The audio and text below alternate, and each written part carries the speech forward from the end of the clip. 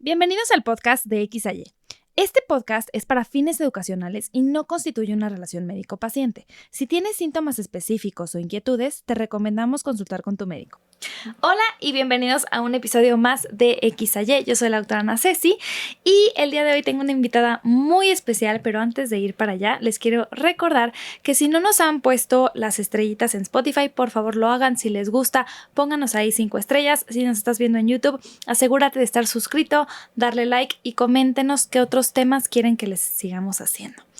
Hoy tengo una invitada muy especial que nos han pedido mucho este tema. Hay muchas dudas alrededor de las alergias, así que trajimos a la más experta alergóloga, a la doctora Edmet Fest. Está aquí con nosotros. Muchas gracias por venir hoy. Hola, Ana Ceci, muchísimas gracias por la invitación. Estoy muy contenta de estar por acá.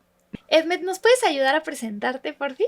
Claro que sí, con mucho gusto. Yo soy la doctora Edmet Fest, soy alergóloga, inmunóloga pediatra. Estudié inicialmente medicina en la Universidad La Salle y después hice la especialidad y la subespecialidad en el Hospital Infantil de México, Federico Gómez. Y pues muy contenta de estar por aquí. Muy bien. Oye, entonces, para ser la alergóloga, ¿primero estudias pediatría? Ajá, puedes estudiar pediatría y después hacer alergia.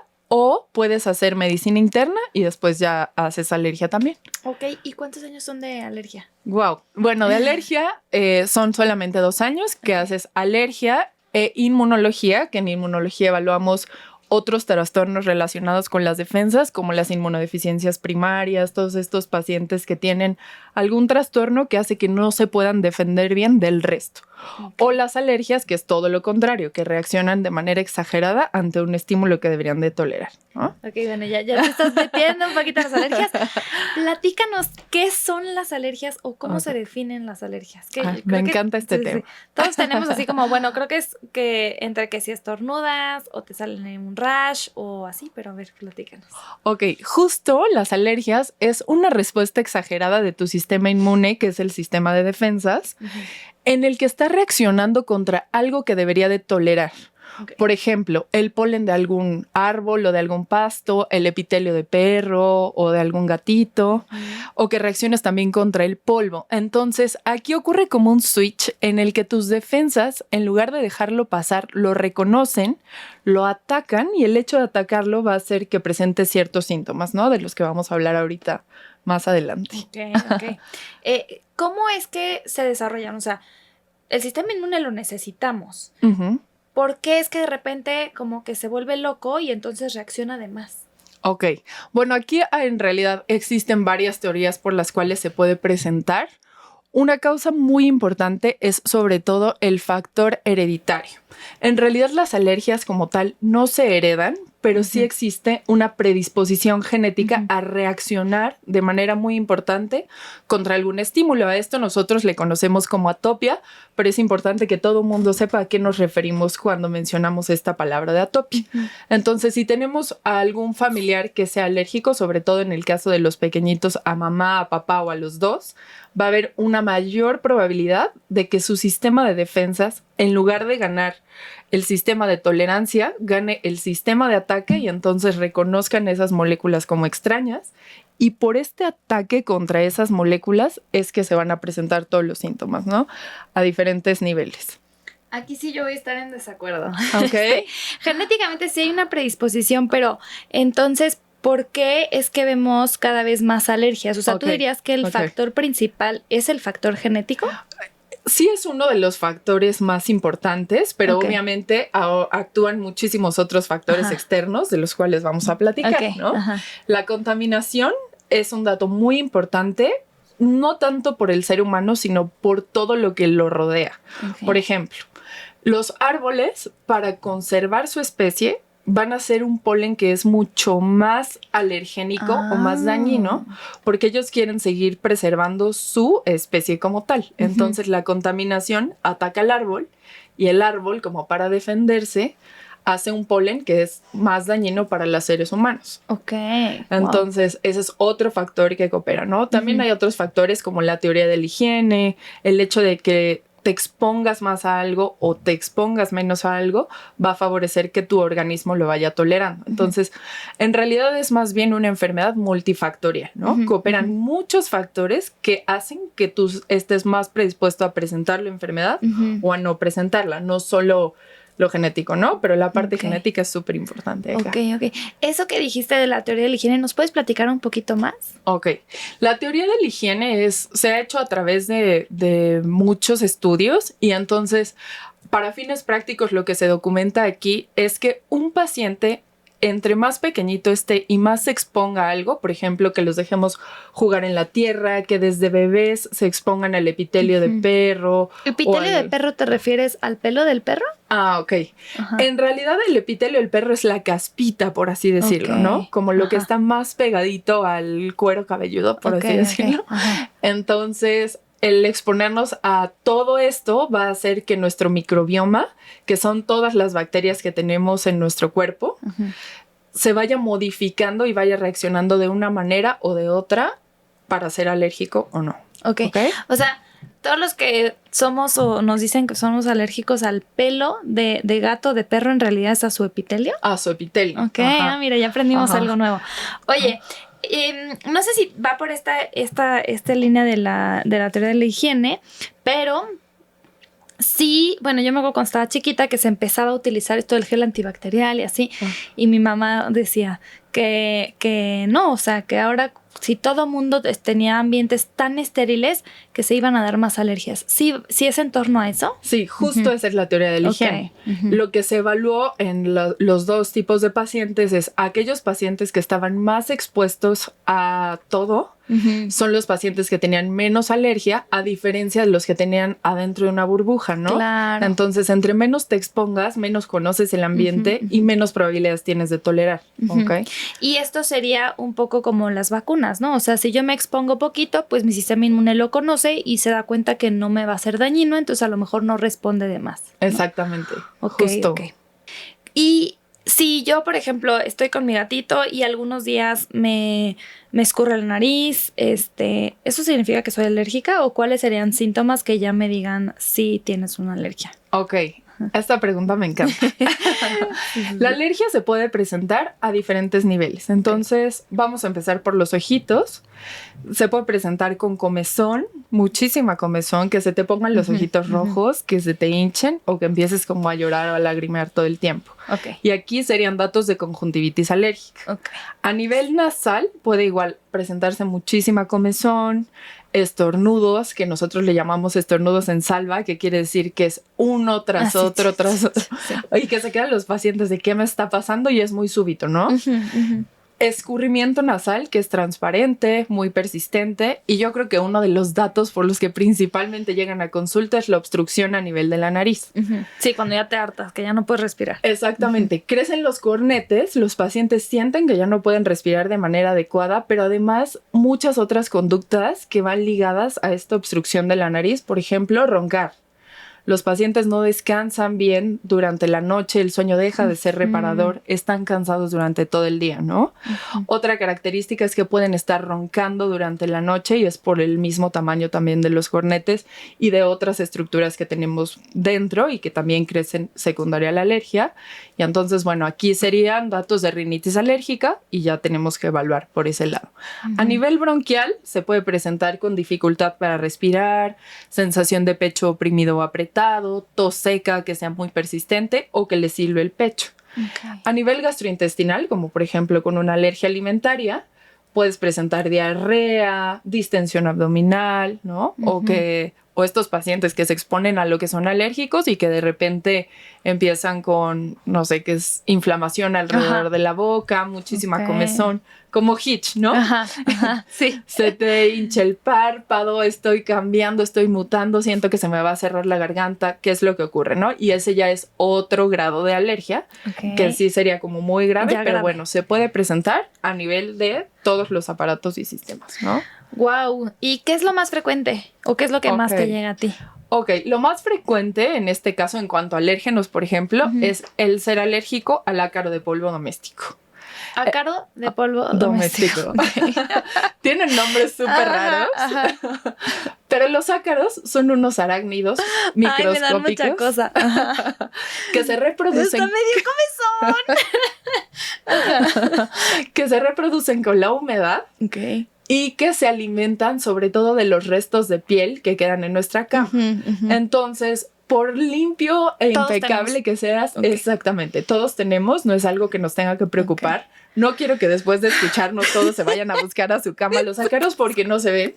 Ok. Ajá. Pero sí es importante saber que existen y que nuestro sistema inmune puede reconocerlos y entonces empezar a tratar de atacar el ácaro de polvo doméstico y que al atacar el ácaro de polvo doméstico se presenten estos datos que comentábamos en la nariz o a nivel bronquial.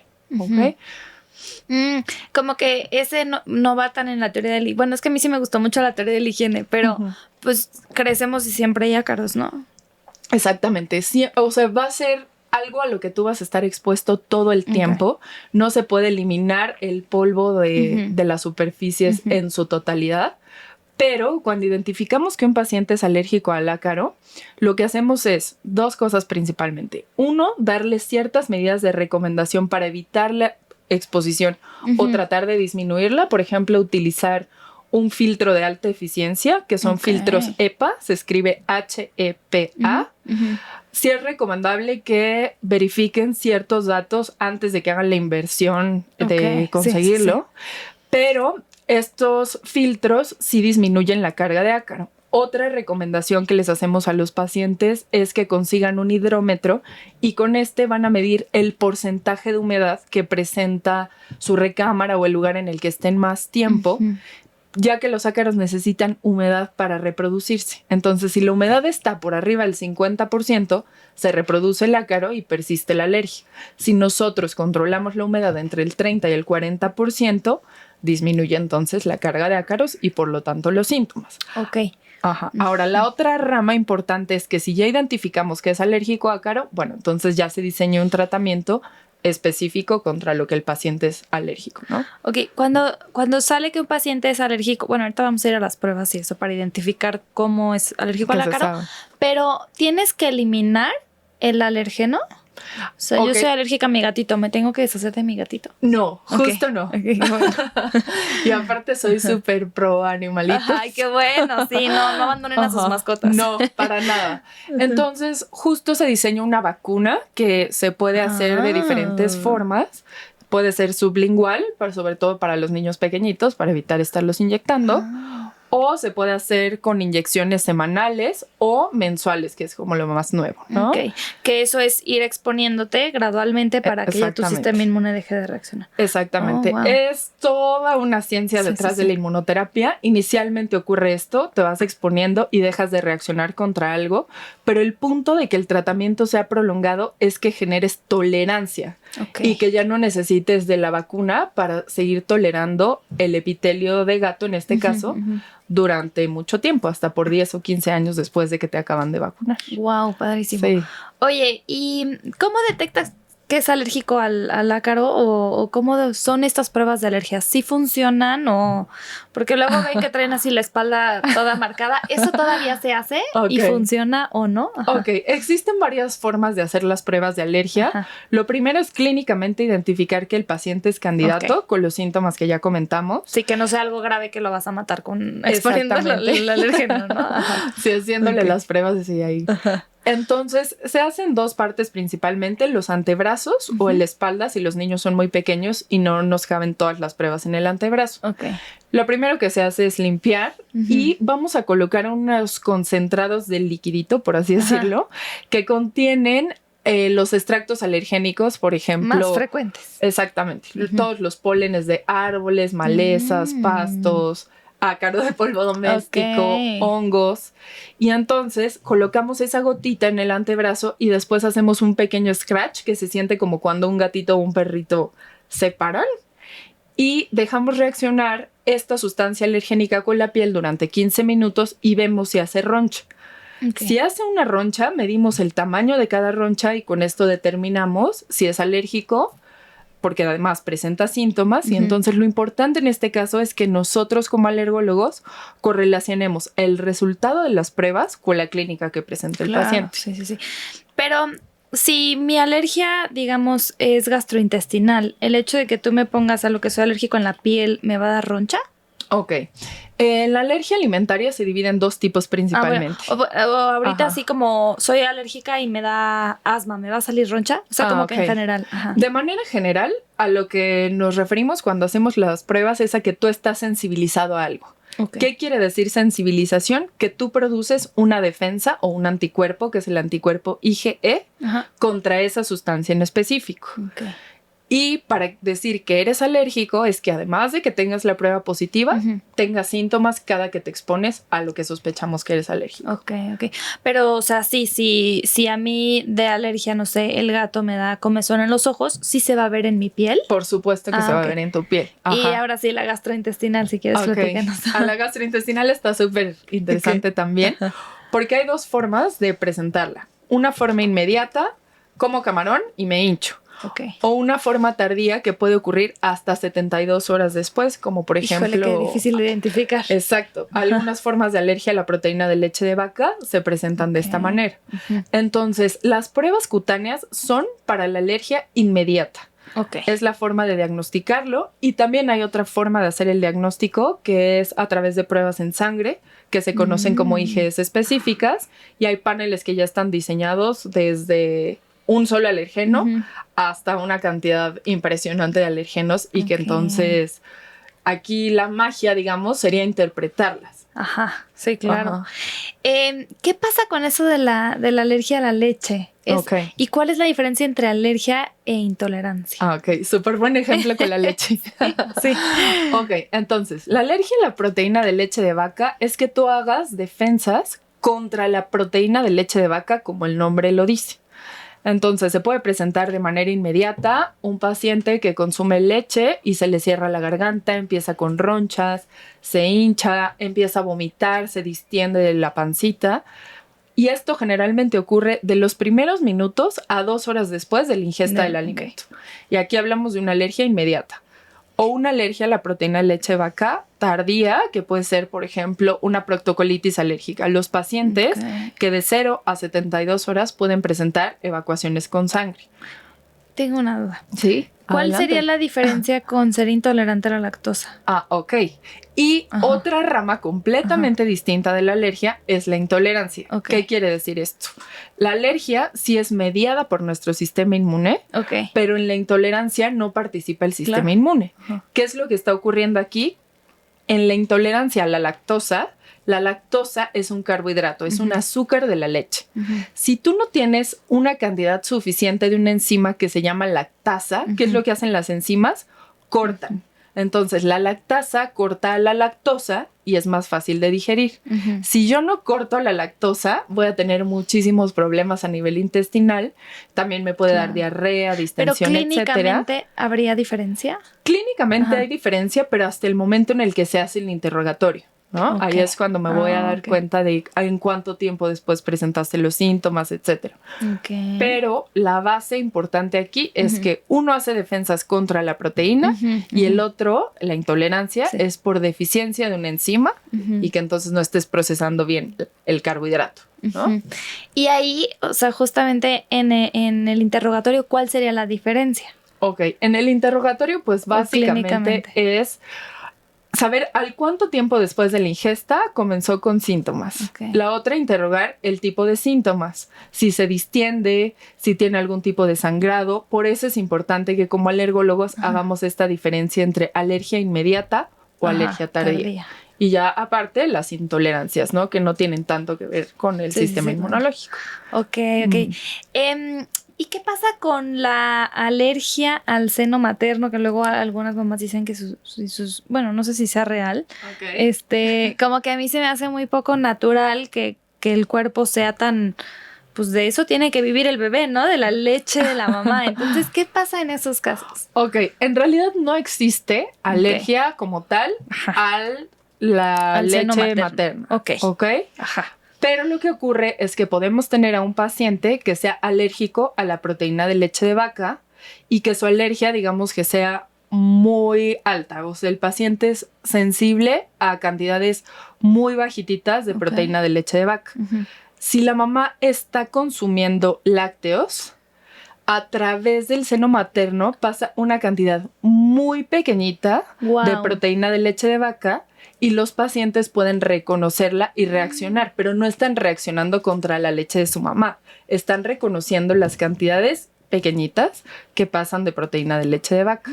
¡Qué cañón! Ajá. Y esto no le ocurre a todos los pacientes. O sea, aquí depende de qué grado de alergia a la proteína de leche de vaca tengas. Hay pacientes que toleran muy bien a las mamás consumiendo proteína de leche de vaca y no pasa nada. Ok. Entonces, a lo mejor en esos casos un paso inicial podría ser que mamá disminuya su ingesta de lácteos. Ok, eso no se debe de hacer de manera preventiva, pero si el paciente ya tiene el diagnóstico, nosotros lo que hacemos es determinar a qué proteínas en específico es alérgico y el qué bebé. Grado, exactamente, y qué grado de alergia tiene el bebé para determinar si es bueno que la mamá haga la restricción o por el contrario, si el bebé con alergia a la proteína de leche de vaca, su mamá está tolerando, más bien, él está tolerando muy bien el hecho de que la mamá esté ingiriendo proteína de leche de vaca, ahí lo contrario sería hacerle restricción, ¿no? Lo dejas que la siga consumiendo y esto va a favorecer que tolere proteína de leche de vaca antes. Ok. Ahorita hablaste de grados de alergia. ¿Cómo está eso? Ok. Pues mira, aquí sería como un dato muy específico en cuanto a las alergias alimentarias con la proteína de leche de vaca. Nosotros podemos pedir IGS específicas y determinar a qué proteína en específico es alérgico. Entonces, sabiendo qué proteína es alérgico de manera específica, nosotros podemos determinar ciertos pronósticos. Digamos que las proteínas tienen una forma. Entonces, cuando tú calientas algunas proteínas, cambian de forma y tus defensas ya no las reconocen tanto. Ok, pero se disfrazan. Exactamente, pero hay proteínas que aunque tú las calientes siguen conservando su forma y tus defensas las van a seguir reconociendo. Entonces, por eso es muy importante que hagamos el diagnóstico ya de manera muy específica para mejorar el pronóstico de nuestros pacientes. Ok, ay no, está interesantísimo. Sí. ¿Qué pasa con los cacahuates? ¿Qué pasa con esta epidemia? Creo que mucho en Estados Unidos, a lo mejor en México no sé tanto, tú seguramente sí verás muchos pacientes de esto, pero ¿qué pasa con eso de, sí, o sea, que alguien se come un cacahuate y prácticamente se asfixia? Ok, pues mira, en realidad sí es uno de los alimentos alergénicos más frecuentes. Desde siempre. Desde siempre. Son 8 alimentos los más frecuentes en cuanto a alergia alimentaria y causan el 90%, ¿no? Leche, huevo, soya, trigo, pescados, mariscos, ¿no? Y cacahuate, frutos secos. ¿Ok? Entonces, el hecho de anafilaxia, o sea, por alergia alimentaria, no es tan frecuente, pero tampoco es no común, por así decirlo. ¿Ok? Entonces, la exposición con aguacate. También el aguacate es de alergias, ¿no? Sí puede ser. Y el plátano, creo. Sí. Justo ahorita vamos a hablar del síndrome de alergia oral, que es súper interesante. Entonces, con el cacahuate lo que ocurre es que algunas de las proteínas se pueden aerosolizar. Entonces, cuando vas en el avión y ya te moriste. Exactamente. Bueno, y alguien abre la bolsita y estas proteínas vuelan. El paciente que está sumamente sensibilizado a esas proteínas, con eso puede ocurrir un evento grave de alergia que se conoce como anafilaxia. En este caso, sí ocurre que se pueda cerrar la garganta, que tengan dificultad para respirar, que se hinchen de los labios, etcétera. Y aquí lo más importante es que los pacientes que tenemos bien identificados que tienen este tipo de alergia carguen todo el tiempo con su kit de emergencia. Que es epinefrina. Exactamente. Oye, y entonces, ¿hay que darle a nuestros hijos cacahuates? Sí. Sí, claro, totalmente. Súper buena pregunta. Lo más nuevo, lo que nos dice es que hagamos un inicio de alimentación complementaria temprano. ¿Ok? Entonces, antes pedían que todos los alimentos alergénicos se retrasara la introducción hasta el año de vida. Eso lo hacía peor. Exactamente. Porque nuestro cuerpo nos expone a algo y entonces tiene mayor probabilidad de que cuando entre, lo reconozca y lo ataque. No le vamos a dar un cacahuate a un niño pequeño, pero a través de crema de maní, claro, que no tenga tanto azúcar, etcétera, sí, claro. Lo vamos exponiendo y entonces hay mayor probabilidad de que el paciente tolere cuando sea más grande, ¿no? ¿Ha ido aumentando la incidencia de alergia a cacahuate o alergia en general? Sí ha aumentado, pero también son dos cosas. Uno, que ya se identifica de manera más temprana y se diagnostica. Ok.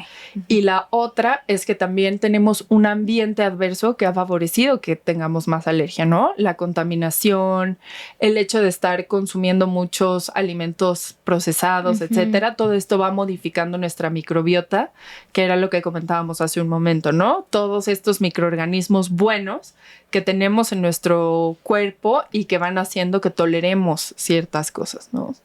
Ok. Hemos hablado mucho de niños y de bebés, pero ¿las alergias siempre se desarrollan en la infancia o cuál sería la proporción o se pueden desarrollar a cualquier edad? Ok, la alergia sí se puede desarrollar a cualquier edad. Puede ser que de niño hubieras presentado algo, quedó en remisión y de repente de adulto seas alérgico a otra cosa. O puede ser que nunca fuiste alérgico a nada y habías comido cócteles de camarón toda tu vida y de repente con un camarón te ocurra. Eso le pasó a mi mamá. ¿Sí? Sí. Okay. O sea, toda la vida comió camarón y de un día para otro en sus 30s se enronchaba. Ajá, exactamente. O sea, hay un momento en el que te sensibilizas y ya valió. Tus defensas... Bueno, no valió. Vas contigo a consulta y se puede... Sí, ¿no? Se puede tratar. Exactamente, ¿no? Todo depende de qué tipo de alergia sea, pero así son. Y otra cosa con los adultos que también es muy importante es a qué se dedican. Por ejemplo, un veterinario que esté todo el tiempo con ratones y que se pueda sensibilizar a los ratones. Y no es algo común. Un panadero, ¿no? Que está todo el tiempo con exposición a harina, etcétera. Entonces, eso sería importante también de interrogar, digamos. O sea, en eso de la ocupación, si estás demasiado expuesto, ¿también te puedes sensibilizar más? O sea, son los dos extremos los que hay que evitar. Exactamente. Son los dos extremos y a ciertas cosas, ¿no? Sobre todo en los panaderos, el hecho de estar inhalando todo el tiempo la harina de trigo puede hacer un tipo de asma del panadero, ¿no? A nivel bronquial, toda la respuesta inflamatoria. Sí, así se conoce. Asma del panadero, ¿de verdad? Sí. Wow, no tenía idea. Ok, qué interesante. Sí. Ok, ¿y tú dirías que las alergias se curan o se controlan? Ok. Bueno, aquí en realidad lo que ocurre con las alergias es que se controlan y quedan en remisión. Pero como para latente. Exactamente. Para un paciente que tiene tan deteriorada la calidad de vida, el hecho de mejorar un 80, un 90% con el tratamiento, la verdad es que pueden permanecer en remisión hasta por 15 años o más. Y los pacientes felices, ¿no? O sea, yo creo que aquí lo más importante es el hecho de cambiar la calidad de vida. Ok. O sea, ellos se hacen en uno de los tratamientos que decías que les haces como vacunas chiquitas, que son tratamientos largos de meses, me imagino. El tratamiento dura aproximadamente 3 años. Cuando eres alérgico a algún Yo pensé polen, que como por ejemplo. un mes. No. Ok. 3 años de bueno, dices que ya hay inyecciones mensuales o algo así. Puede ser una inmunoterapia subcutánea que te vamos a aplicar una inyección cada mes. Puede ser sublingual, en el que te vas a estar poniendo las gotitas todos los días abajo de la lengua. Todo depende de lo que sea como más específico para el paciente, que pueda tener buen apego. Entonces sí es platicar mucho con ellos para ver cuál va a ser el ideal. Ahora, el inicio del tratamiento hace que tú te desensibilices. El estar tan expuesto a algo va a hacer que tus defensas no reaccionen. Pero la importancia de completar el tratamiento es que tú vas a generar tolerancia. Y esta tolerancia sí persiste por mucho tiempo y entonces esa es la mejoría más importante, por así decirlo. No sé si esta ha sido una pregunta mensa, pero ahorita como que se me ocurrió. ¿Puede suceder que seas alérgico, no sé, a los cacahuates? Te haces tratamiento y tu cuerpo de repente dice, no, ahora quiero ser alérgico a otra cosa? O sea, que sea común que una persona que se trata por una alergia después llegue con la misma alergia pero a otra cosa. Sí, claro que sí. Y eso sí puede ser bastante frecuente. Ahora, sí, no, súper buenas se me ocurrió, preguntas, como que dije, no sé si eso pueda pasar. No, súper buenas preguntas. En realidad, con la alergia alimentaria, el tratamiento es distinto. Son todos unos protocolos para estar haciendo retos alimentarios, hacer escaleras, para irte exponiendo poco a poco al alimento. La inmunoterapia más bien va dirigida a los pacientes que presentan alergias respiratorias, sobre todo. Sí hay otros tipos de inmunoterapia que se pueden utilizar con pacientes con alergia alimentaria, pero son totalmente distintos, ¿no? Hay varios tipos de inmunoterapia, por así decirlo. Y sí, es frecuente que durante no sé, siendo chiquito seas alérgico al ácaro de polvo doméstico, te trataron la alergia al ácaro de polvo doméstico y nunca más volviste a ser alérgico, o siendo adulto te cambiaste a otra ciudad, no habías estado expuesto al polen de fresno, llegas a la Ciudad de México que hay muchísimo polen de fresno y entonces todos los inviernos empiezas con el escurrimiento nasal, la nariz tapada. ¿Qué onda? Esto no me había pasado, no sé, en otro estado, ¿no? Y ahí hay que sospechar alergia. Ok.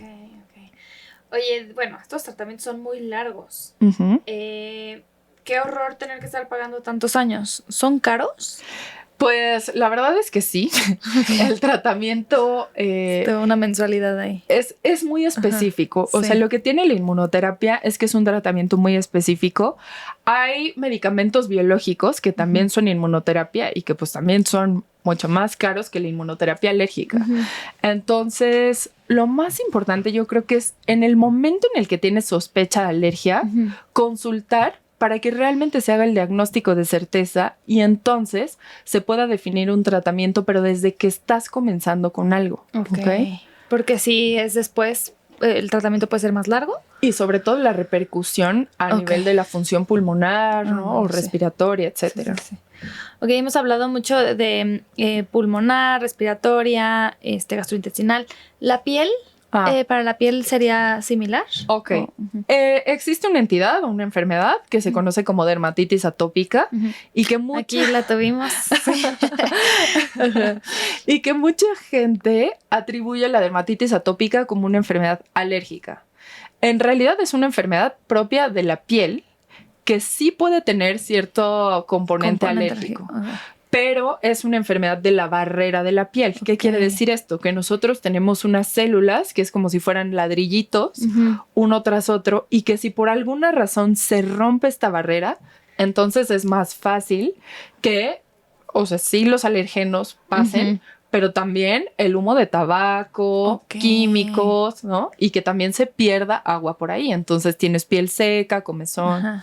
Pero entonces es una enfermedad propia de la piel que puede empeorar con alérgenos. Puede o no empeorar con alérgenos. No en todos los pacientes. Y un paciente con dermatitis atópica ¿se puede beneficiar de la consulta contigo también? O sea, sería como un tratamiento integral con dermatólogo. Bueno, también tiene un gran componente de ansioso ahí. Sí, claro. Que creo que hay que ver con psicología o psiquiatría. Claro. Y contigo. Totalmente. Sí. Es multidisciplinario.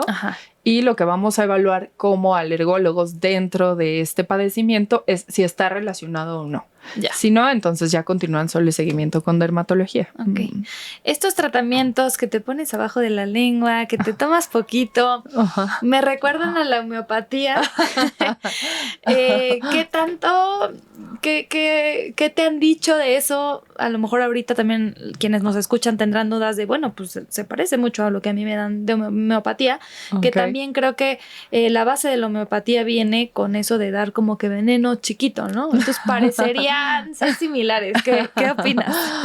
Pues en realidad, pues la inmunoterapia alérgica tiene todo un sustento científico. Claro. Nosotros tenemos que basarnos en la evidencia y son muchísimos estudios los que han comprobado que es el único tratamiento que en alergia modifica la historia natural de la enfermedad.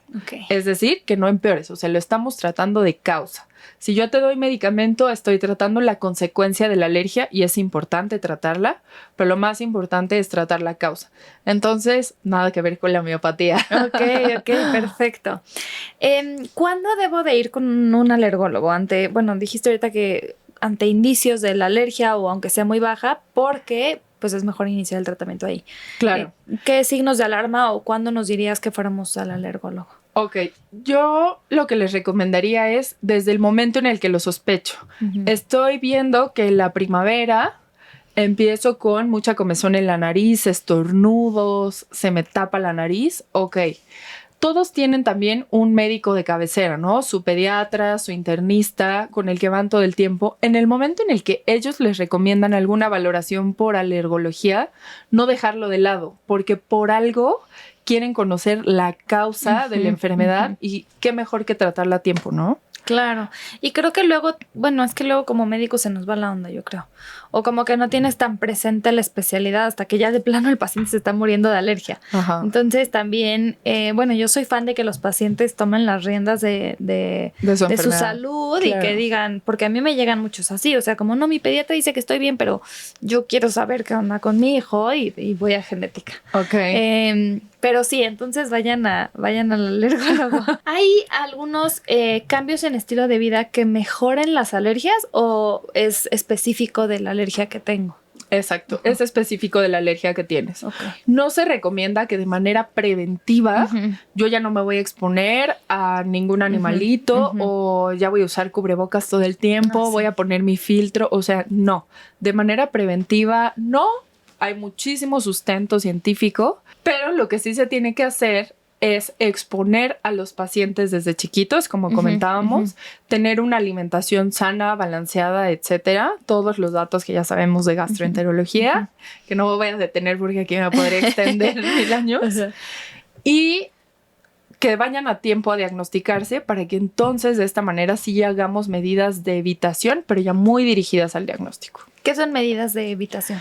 Por ejemplo, los pacientes que son alérgicos al ácaro de polvo doméstico, que disminuyan la humedad, que utilicen el filtro, ¿no? Porque además te venden todo antiácaro, fundas, etcétera, y no todo tiene evidencia de que realmente funcione. Ahí la importancia de acudir con el alergólogo, ¿no? Ok. Nos escuchan por ahí muchas mamás. Entonces, ¿qué podemos hacer con nuestros hijos pequeños para disminuir las alergias en un futuro? ¿Qué podemos hacer o qué a lo mejor debemos no hacer? Como todo esto de demasiada higiene. ¿Tú qué recomiendas en ese aspecto? Ok. Tampoco es como que les recomiende que tengan todo sucio, etcétera. Que laman al perro, se lo coman. Tengo una amiga pediatra que de verdad lo deja hacer todo, o sea, y siempre es como, las defensas. Ahí ves al niño así con la pipí del perro. No. Sí, pero sí es muy importante. O sea, uno, dar seno materno. Yo sé que la verdad es que suena algo muy sencillo cuando comentamos, dar seno materno, pero para la mamá es todo un tema, ¿no? Sí. Entonces, al final lo que ella elija, pero sí sustentar la importancia de este tipo de alimentación. Otra, la vía de nacimiento, ¿no? Si naces por parto o naces por cesárea, porque desde ahí hay una huella en la microbiota. Tampoco se preocupen y las mamás que nos estén escuchando digan, oh no, la huella para mi hijo, no. La verdad es que cada caso es muy particular. Otra cosa sería que se expongan. Sí, expóngalos a la tierra, a las mascotas, ¿no? Que acudan con sus compañeros. Se van a enfermar como cualquier niño y esto va a hacer que vayan haciendo defensas. Pero si noto que mi hijo se está enfermando más de lo habitual, bueno, consultar desde ese momento, ¿no? Claro. ¿Por qué tiene enfermedades de repetición? ¿Es alergia o son infecciones de repetición y es porque tiene las defensas bajas? Y ahí ya es otro tema, ¿no? Ok.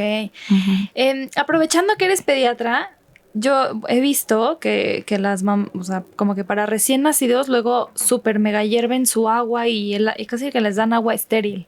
Ok. ¿Eso debe de ser? Eso debe de ser hasta el momento en el que el paciente ya se expone a otras cosas. O sea, prácticamente todo el tiempo, ¿no? Entonces, en cuanto ya empiezas alimentación complementaria, ya está consumiendo de todo. Realmente sí es importante que se expongan a todo desde el inicio. Obviamente no les vamos a dar agua de dudosa procedencia. Sí, no, agua de garrafón y de filtro, pero así como que sí, ponerla en el esterilizador. Como que tienen hasta una cosa para esterilizar y al final pues la piel no es estéril. No es estéril, exacto. Claro. Entonces como que sí. Decía, okay. Si lo están alimentando con seno materno, pues a través del seno materno es que se está modificando también esta microbiota, ¿no? La mamá le está pasando muchas defensas al bebé a través de este tipo de alimentación. Por eso nos piden que nos vacunemos durante el embarazo, ¿no? Ok. Oye, me encanta tu manera de explicar, creo que ha sido súper digerible, es un episodio súper interesante porque muy pocas personas saben de las alergias, o sea, bueno, alergóloga, ¿no? Pero creo que como médicos en general no tenemos idea y es como una de esas ciencias oscuras junto con genética, patología, ahí está alergología, pero que al final todos hemos tenido una reacción alérgica. Claro. Y las bueno, ronchas. sí, entre ronchas, entre intoxicaciones que fueron alergias, claro. Y bueno, ha sido pues muy, muy interesante. Muchas gracias, Ana Ceci. No sé si hay algo más que quieras agregar, como que yo estoy pensando así otras preguntitas, pero... Pues en realidad yo creo que tal vez comentar lo de las ronchas. Ajá. Mucha gente asume de que tengo ronchas, entonces soy alérgico. Aquí llamaríamos urticaria a estos episodios en los que sí ocurren unas lesiones que son grandes, infladitas, por así decirlo, dan muchísima comezón y migran de un lado al otro del cuerpo. Okay. A esto se le conoce como urticaria aguda y muchos pacientes consultan porque creen que se les va a cerrar la garganta, ¿no? El siguiente paso es se me va a cerrar la garganta. Entonces, una de las causas más frecuentes de la urticaria aguda, sobre todo en niños, es una infección. El paciente que tuvo 1 semana o 2 semanas antes alguna infección, okay, por ahí se puede estimular algunas células del sistema inmune para que, ¡pum!, ¿no? Okay. Reboten con las ronchas, etc. Ahora, otro ejemplo podría ser los pacientes que llevan más de 6 semanas con lesiones en la piel de tipo roncha, que ahí sí sería una urticaria crónica y es muy importante descartar otras enfermedades del sistema inmune, ¿no? Y okay, que este evento de urticaria sea algo que está diciendo, llévame al alergólogo, por favor, ¿no? Yo creo que ese sería el tema a agregar, pero muy contenta también. Ok. Bueno, así como recap, entonces, ¿qué podemos hacer para disminuir a lo mejor nuestro riesgo de alergias o el riesgo de alergias para nuestros hijos? Pues van desde cosas que a lo mejor no podemos modificar mucho, que es el parto, que tiene que ver mucho con la microbiota, el seno materno y después la alimentación complementaria. Entonces, si ya empiezo a darle alimentos a mi bebé, obviamente del lado de mi pediatra, mantequilla de maní, pescado, tienes así como que una lista, ándale, trigo, la lista de alérgenos frecuentes, ¿no? Soya, huevo. Okay, y cómo se los voy a dar, ¿no? ¿Cómo?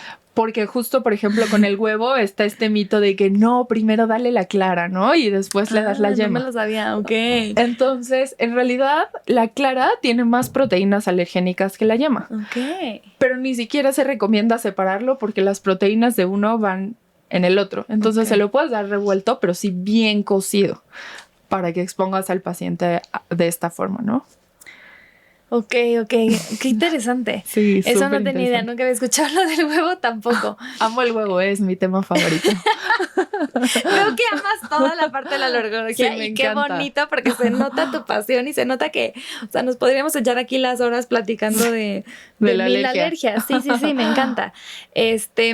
Bueno, esas recomendaciones, exponernos y si tenemos síntomas de alguna alergia, pues ir contigo. Ok. Estos tratamientos que de muchas inyecciones sí funcionan. Sí, ¿no? Y tienen son todo diferentes a la homeopatía, tienen todo el sustento. Y no siempre son inyecciones.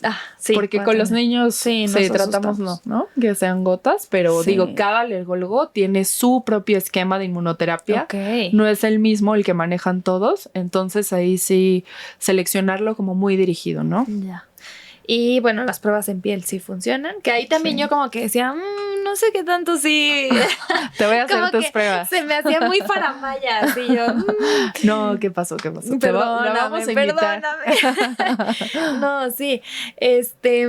Pues sí, creo que fue un episodio súper enriquecedor. Muchísimas gracias por venir. Muchas gracias por la invitación. Pásanos tus datos, por favor. Claro que sí. Quienes busquen consulta. En el teléfono 55 16 49 6857 es el teléfono del consultorio. Me pueden mandar WhatsApp y vamos a ponernos de acuerdo para vernos en la consulta. El consultorio está en la colonia Roma y también en la colonia Anzures en un grupo que se llama Healthy Kids. Ok. Oye, qué buena memoria tienes. Sí. Eres de las pocas que se sabe sus teléfonos. Porque aquí siempre les pedimos los datos y, no, sacan el celular. Yo no me lo sé el mío, pero bueno. Ella es la doctora Evmet Fest, es pediatra, alergóloga. ¿Ves cosas de pediatría o casi ya pura alergología? En realidad veo pura alergia. Ok. Pero sí, entonces, un tiempo vi pediatría. Expertísima. Sí, lo que necesiten. Muy bien. Pues muchísimas gracias por venir. Muchas gracias por la invitación y pues que tengas bonito día. Que tengan muy bonito día o noche o lo que sea, todos los que nos están escuchando. Esto es de X a Y. Les recuerdo que si no se han suscrito, le piquen a la campanita, le den like. Si les gustó, si les pareció útil, compártanlo. También déjenos en los comentarios si tienen dudas para que le pasemos a la doctora. Si quieren que hagamos algún episodio en algo específico, creo que por ahí la intolerancia de alimentos, la alergia a la proteína de la vaca, me encantaría meternos un poquito más. Entonces, si les interesa, échenlo ahí. Y también si nos escuchan en Spotify, en Amazon, en donde sea, pues pónganos las estrellitas. Y eso es todo. Yo soy la doctora Ana Ceci, esto es de X a Y y nos vemos a la próxima.